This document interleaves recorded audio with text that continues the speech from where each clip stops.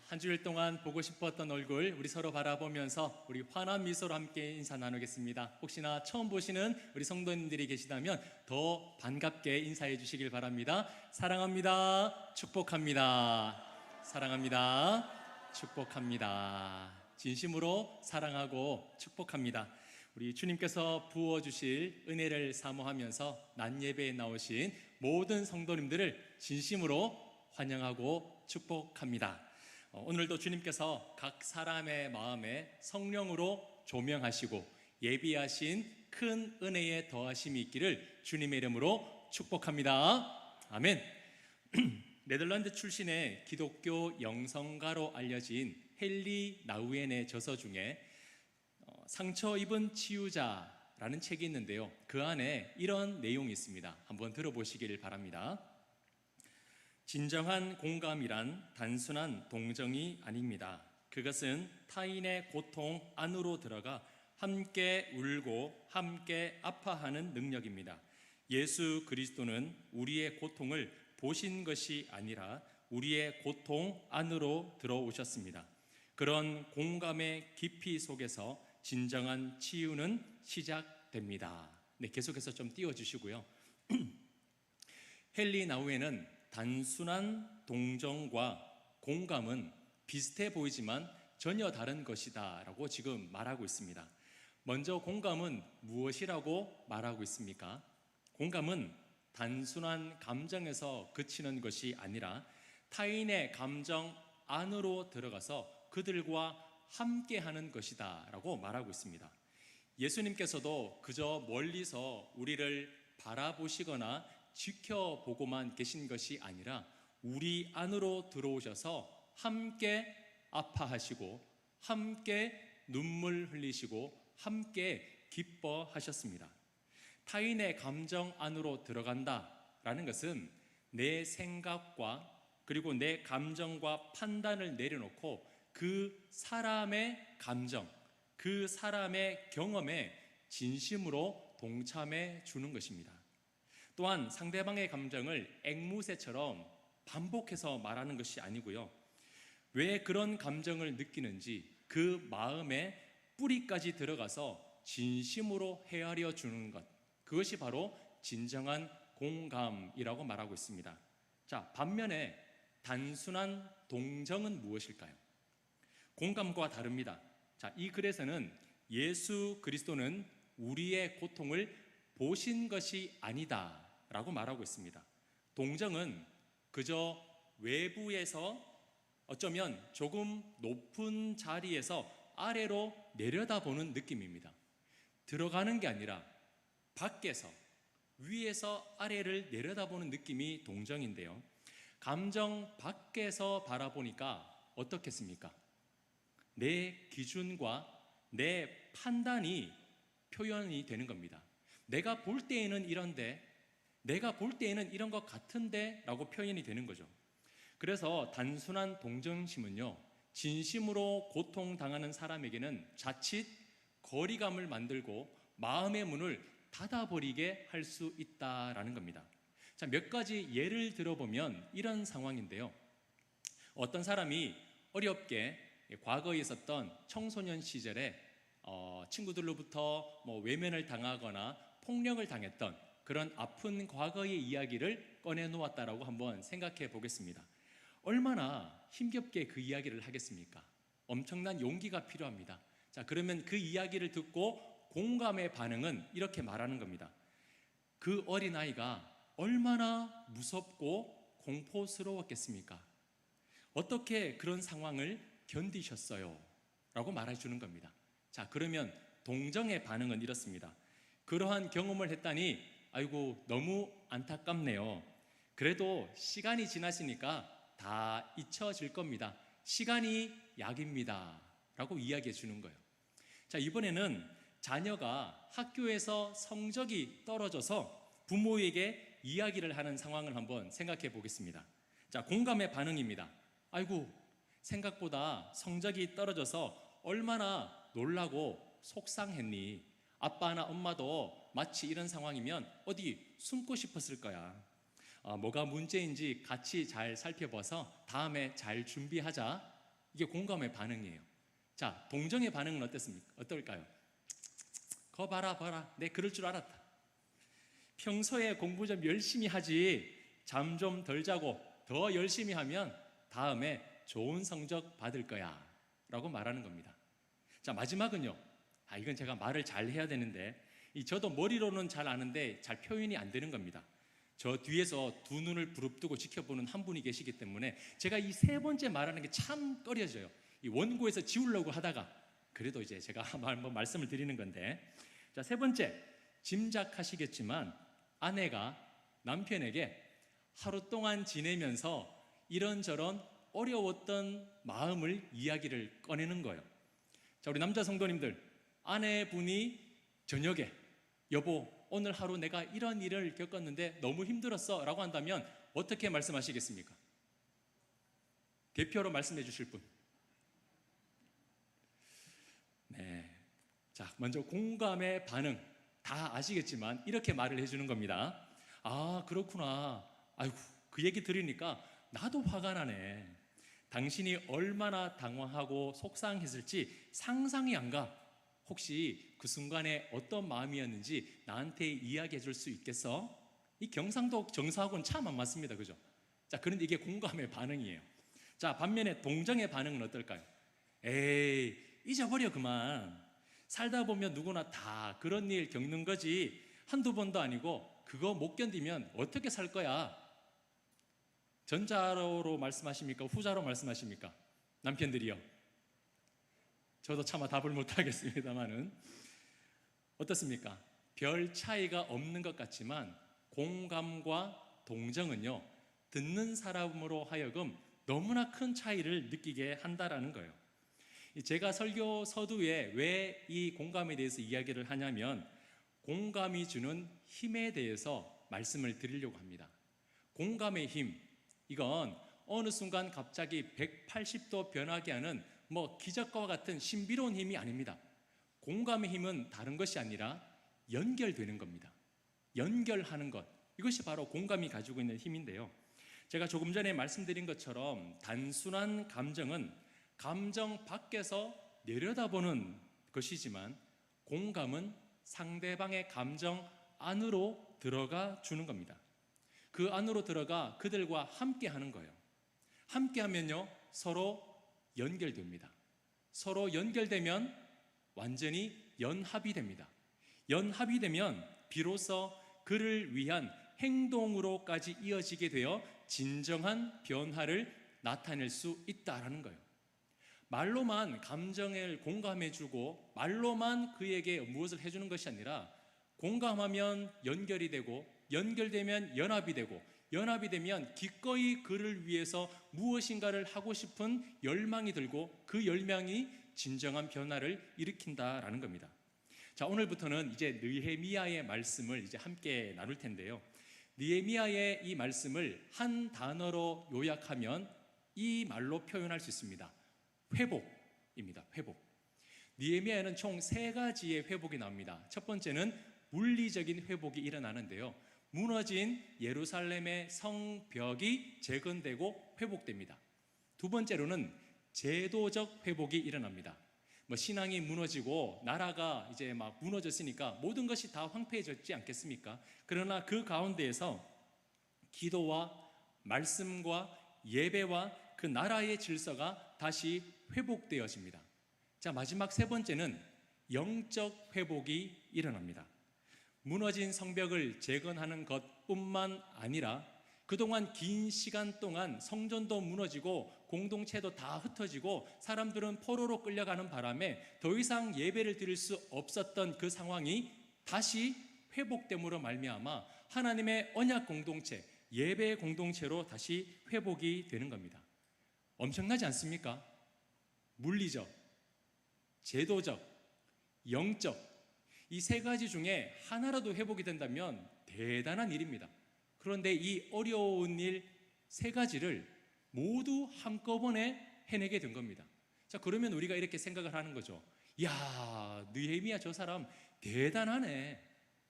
능력과 지혜와 명철이 얼마나 대단하길래 이 세 가지 회복을 다 이루었을까? 야, 대단한 사람이다, 대단한 사람이다 라고 생각할 수 있을 겁니다. 하지만 그렇지 않습니다. 이 위대한 회복의 역사는 누가 일으키셨습니까? 네, 물론 여호와 하나님께서 이 모든 회복을 완성하셨습니다. 자, 그런데요, 그 회복의 시작은 누구였는가? 연약한 한 사람의 공감으로부터 시작되었다라는 겁니다. 하나님께서 그 연약한 한 사람의 그 공감을 통하여 하나님은 이 위대한 일을 시작하게 하셨다라는 거예요. 오늘은 그 성벽 재건이라는 위대한 역사의 서막을 연 그 한 사람의 공감이 무엇인지 이제 우리가 함께 살펴보고자 합니다. 자, 먼저 본문 1절 말씀을 우리 화면을 보면서 함께 한 목소리로 읽겠습니다. 시작. 하가랴의 아들 느헤미야의 말이라. 아닥사스다 왕 제20년 기슬루월에 내가 수산궁에 있는데. 자, 첫 시간이기 때문에 이 느헤미야의 배경에 대해서 짧게 한번 말씀을 드리겠습니다. 느헤미야는 시간적으로 봤을 때 구약의 가장 마지막에 일어났던 사건을 기록하고 있습니다. 그래서 이 느헤미야는 구약과 신약을 잇는 허리를 담당하고 있습니다. 거의 마지막 사건이에요. 그래서 오실 예수 그리스도에 대한 말씀과 오실 예수님을 이어주는 아주 중요한 말씀입니다.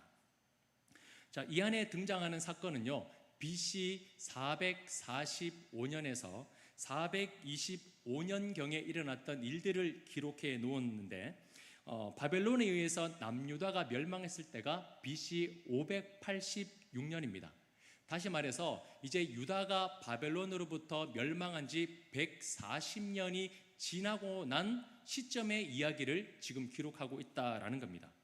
자, 그리고 1절을 보시면 하가랴의 아들 느헤미야의 말이라고 기록되어 있습니다. 느헤미야의 아버지를 소개하고 있는데, 이 느헤미야의 아버지의 이름은 하가랴인데 이 이름의 뜻은 여호와께서 어둡게 하셨다, 여호와께서 방해하셨다라는 의미를 가지고 있습니다. 세상 천지 이런 이름을 지어줄 부모가 어디에 있겠습니까? 그런데 우리가 이 이름을 통해서 추측할 수 있는 것은 하나님의 언약 백성이었던 그 유다가 다시 예전에 애굽으로부터 종노릇하던 시절로 돌아가니 그 상황이 얼마나 비참하겠습니까? 그 상황의 비참함을 이 아이의 이름에 담아 놓은 겁니다. 하나님께서 우리 민족을 어둡게 하셨다. 너무 비참하다, 너무 비참하다. 그 마음을 담아 놓은 거죠. 자, 이후 시간이 흘러서 이제 느헤미야가 태어났습니다. 느헤미야의 이름의 뜻은 여호와의 위로입니다. 조금 달라졌죠. 어두웠던 그 시절에서 위로의 시절로 조금 바뀌었습니다. 자, 왜 그러냐면 나라의 신앙과 모든 것이 무너진 상황이었지만 이제 바사의 고레스 왕이 등극을 하면서 이 유다 백성들을 예루살렘으로 돌려보내는 포로 귀환을 명령합니다. 그게 바로 1차 포로인데요. 포로 귀환인데 이 1차 포로 귀환이 일어나는 놀라운 일들을 경험하게 되는 겁니다. 그 이후에 이제 2차, 3차까지 이어지게 되는데 이제 이스라엘에게는 소망이 생긴 거죠. 하나님, 드디어 이 심판의 때가 끝나고 우리 백성들이 저 고향 땅으로 돌아가게 되었네요 라는 하나님의 위로를 경험하게 된 겁니다. 그래서 이 하가랴는 바벨론 포로기 중간에 태어난 사람이고 이 느헤미야는 이제 포로기 마지막에 태어난 사람이다라는 거예요. 그래서 다시 이 민족을 위로하시고 회복시키고자 하는 하나님의 그 소망을 바라보는 염원을 담아서 이름을 지은 것이 바로 느헤미야, 여호와의 위로라는 뜻입니다. 자, 그런데 특이한 것은 1절을 다시 보시면 아닥사스다 왕 제20년 기슬르월에 수산궁에 있다라고 말하고 있습니다. 자, 이름만 봐서는 뭐가 이상한지 잘 모르시겠지만 분명 남유다는 누구에게 멸망했습니까? 바벨론에게 멸망을 했습니다. 그런데 이 아닥사스다 왕은 페르시아 바사 왕의 이름입니다. 왜 바벨론 왕의 이름이 아니라 바사 왕의 이름이 언급되어 있을까요? 역사적으로 보면 이 바벨론은 BC 562년까지 통치했던 이 느부갓네살이 죽자 급속도로 쇠퇴합니다. 그리고 나서 BC 559년에 바사의 고레스가 이제 왕이 되는데, 왕이 되고 난 다음에 바사가 이제 세계의 패권을 점점 잡기 시작하는 겁니다. 이후에 BC 539년이 되어서는 이제 티그리스 강의 오피스 전투에서 바벨론이 바사에 패하게 되므로 바벨론은 완전히 역사의 뒤안길로 사라지게 되는 겁니다. 그래서 그 이후에는 이제 남유다는 바벨론이 아니라 페르시아, 이 바사의 통치를 받게 되는 거죠. 그래서 느헤미야는 지금 바사 왕을 섬기고 있는 겁니다. 본문에는 바사의 제6대 왕인 아닥사스다가 즉위한 지 20년째 되는 일이다라고 기록하고 있고, 이제 11월이나 12월 겨울을 의미하는 기슬르월에 겨울궁이라고 하는 수산궁에 있다라고 지금 기록을 하고 있습니다. 왜 느헤미야는 왕의 이름, 연도, 그리고 장소를 기록하고 있을까요? 이건 역사적으로 일어난 분명한 사실이라는 것을 보여주기 위해서입니다. 지어낸 이야기라면 그냥 스리슬쩍 아무렇게나 적으면 돼요. 하지만 느헤미야는 우리 이스라엘의 역사 가운데 하나님은 분명하게 이렇게 역사하셨다는 것을 후대에 전하기 위해서 분명한 왕의 이름과 연도와 장소를 빠짐없이 기록하고 있는 겁니다. 자, 이런 시대적 배경 속에서 드디어 위대한 역사의 첫 발걸음을 떼는 사건이 일어나게 됩니다. 자, 2절을 보시면 이제 느헤미야의 형제 중에 하나니가 있었는데, 저 멀리 유다 땅에서 바사까지 느헤미야를 만나기 위해서 찾아온 겁니다. 자, 지도를 한번 보시면요, 유대에서 바사까지의 거리가 얼마냐? 약 1600km입니다. 당시 제일 빨랐던 교통수단이 말이라고 가정했을 때에 말을 타고 2개월 정도 걸리는 아주 긴 먼 거리입니다. 그렇게 먼 거리에서 형제가 찾아왔으니까 얼마나 반갑겠습니까? 우리 성도님들 같으면 아주 머나먼 타국 땅에서 형제가 왔다, 뭘 제일 먼저 하시겠어요? 핫플 검색해서 맛있는 것도 먹으러 가고, 그리고 관광지도 그렇게 다니지 않겠습니까? 자, 그런데 느헤미야가 동생 하나니를 만났을 때에 그의 입에서 나온 첫 마디는 이거였습니다. 포로 생활을 하다가 돌아간 유다 백성들은 잘 지내고 있느냐? 예루살렘의 형편은 어떠하냐? 자기의 동족의 안부와 고향 땅의 안부를 묻습니다. 당신은, 이제 내려주시고요, 당신은 아닥사스다 왕에 의해서 두 번째 포로 귀환을 한 지 10년이 지난 시점입니다. 그렇기 때문에 이 느헤미야는 궁금한 거죠. 10년 전에 돌아갔던 내 고국 사람들이 잘 지내고 있는가? 길고 길었던 포로 생활을 마치고 이제 자유를 얻어 돌아간 그 사람들이 잘 지내고 있는가 궁금한 겁니다. 자, 그 이야기를 들은 하나니는 느헤미야에게 어떤 소식을 전해 주었을까요? 자, 3절에 그 대답이 나오는데요. 자, 같이 한번 읽어보겠습니다. 시작. 그들이 내게 이르되 사로잡힘을 면하고 남아있는 자들이 그 지방 거기에서 큰 환난을 당하고 능욕을 받으며 예루살렘 성은 허물어지고 성문들은 불탔다 하는지라. 이제는 고통의 시간이 끝나고 모두들 행복하고 평안하게 살 것으로 기대했는데 백성들은 큰 환난과 능욕을 받고 있고 예루살렘 성과 성문들은 다 불타서 무너졌다라는 소식을 듣게 되었습니다. 자, 이 소식을 들은 느헤미야는 어떤 반응을 보였을까요? 1번, 아니 지금까지 도대체 뭐하고 있었어? 10년이나 지났는데 이제 좀 잘 준비해가지고 잘 살아야지, 뭐하고 있어? 화가 나네. 2번, 휴, 나는 그곳에 없어서 다행이다, 하나님 감사합니다. 3번, 너무 안타깝네. 하지만 나는 지금 바사에 있으니까 도와줄 수가 없네. 4번, 주여. 몇 번일까요? 역시 우리 성도님들은 4번이라고 이야기하실 줄 알았습니다. 주여. 4절 말씀을 다시 보시면 내가 이 말을 듣고 앉아서 울고 수일 동안 슬퍼하며 하늘의 하나님 앞에 금식하며 기도하여. 우리 성도님들, 드라마나 영화를 보시면 큰 충격을 받았을 때에 사람들이 어떻게 행동을 합니까? 그 자리에서 덜썩 주저앉지 않습니까? 하나니가 전한 소식은 바로 그만한 충격이었던 겁니다. 느헤미야가 그 소식을 듣자마자 그 자리에 주저앉아 버렸습니다. 그리고 감당할 수 없는 큰 슬픔이 찾아와서 눈물이 터져 버렸어요. 그 충격은 일시적인 감정으로 끝나지 않았습니다. 언제까지요? 수일 동안, 며칠 동안 그 격한 슬픔은 계속되었다라고 말하고 있습니다. 자, 생각해 보십시오. 사실 느헤미야는 예루살렘 멸망 이후에 바사에서 태어난 이 2세대, 3세대입니다. 예루살렘은 가보지 못했어요. 바사에서 태어났습니다. 예루살렘은 가본 적도 없습니다. 그리고 그곳은 불타서 무너졌지만 지금 자신은 세상에서 가장 튼튼한 성 안에서 큰 문제 없이 지내고 있습니다. 그곳에서 일어나고 있는 일이 오늘날 느헤미야의 삶과 무슨 상관이 있겠습니까?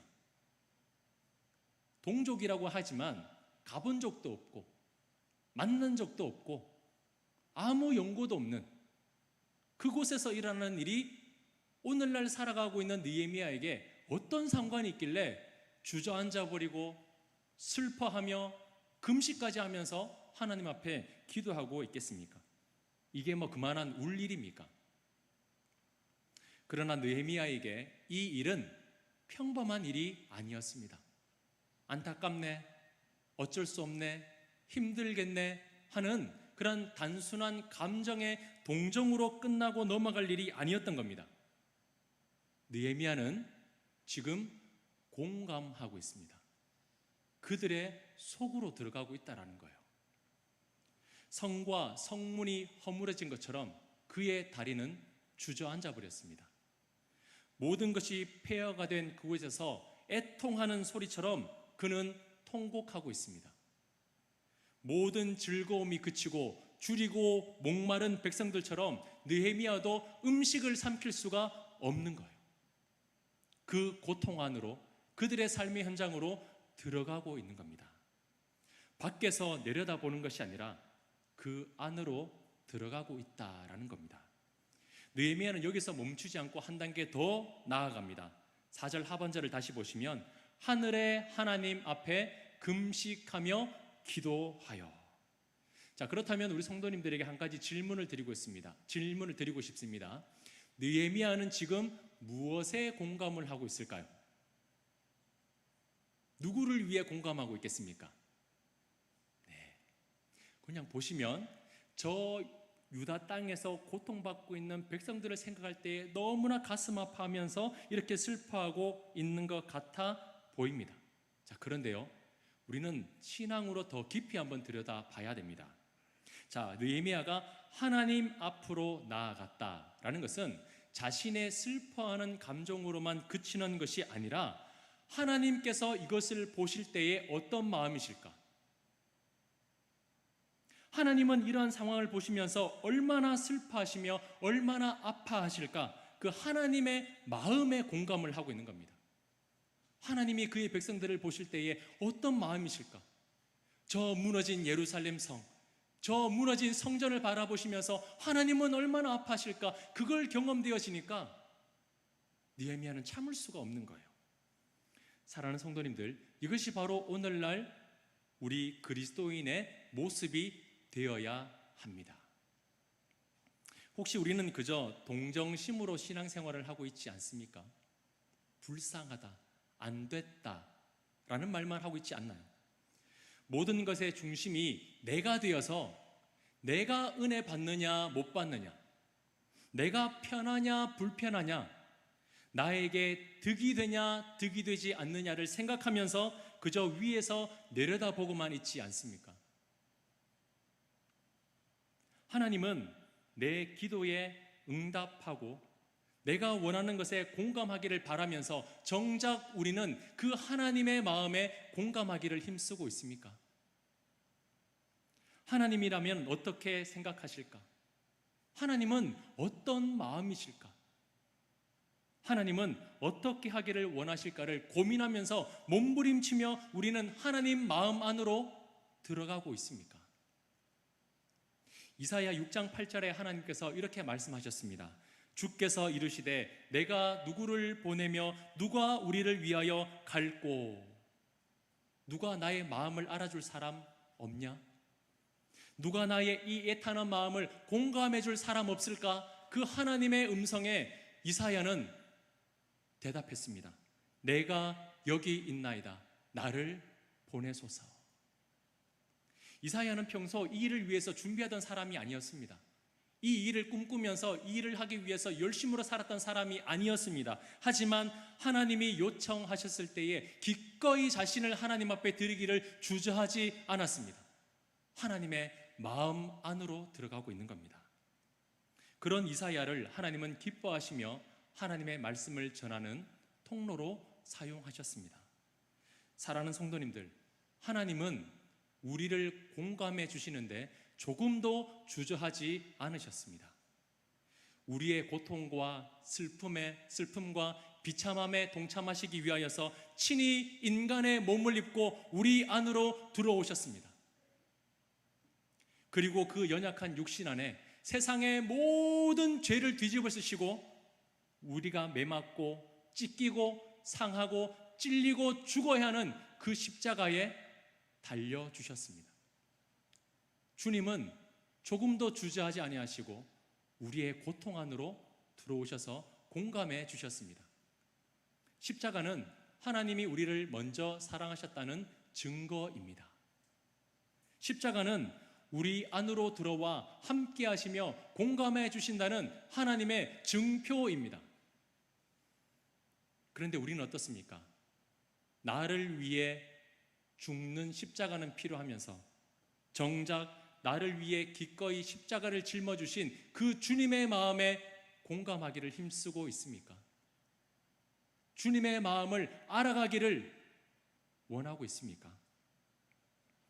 어떤 마음을 가지고 계시는지 지금 나에게, 내 옆에 있는 지체에게, 우리 교회에, 이 나라 이 민족에 하나님은 어떤 마음을 가지기를 원하시는지 그분 안으로 들어가기를 힘쓰고 계시느냐 말입니다. 예수님은 우리를 초청하고 계십니다. 요한계시록 3장 20절 말씀을 우리 화면을 보면서 같이 한 목소리로 읽겠습니다. 볼지어다 내가 문 밖에 서서 두드리노니 누구든지 내 음성을 듣고 문을 열면 내가 그에게로 들어가 그와 더불어 먹고 그는 나와 더불어 먹으리라. 아멘. 그저 밖에 서서 서로 동정하는 사이가 아니라 그 안으로 들어가 함께 먹고 함께 아파하고 함께 기뻐하는 공감하는 사이가 되자라고 예수님은 우리를 초청하고 계십니다.